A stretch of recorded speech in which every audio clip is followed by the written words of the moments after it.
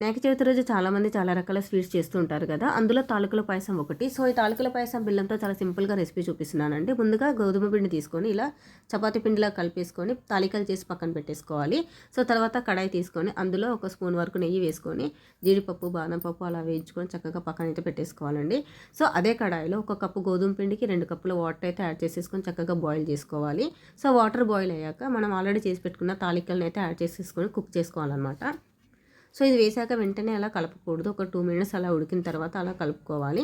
So, ఒక cup గోధుమ పిండికైతే ఒక కప్పు బెల్లం కూడా యాడ్ చేసుకొని కుక్ చేసుకోవాలన్నమాట. సో, ఈలోపు ఒక బౌల్‌లో ఒక స్పూన్ గోధుమ పిండి, వాటర్ యాడ్ చేసుకొని చక్కగా అలా చిక్కగా కలుపుకొని ఈ గోధుమ పిండి పాయసంలో అయితే యాడ్ చేయాలన్నమాట. సో, పాయసం చాలా చక్కగా చిక్కగా అయితే వస్తుందన్నమాట.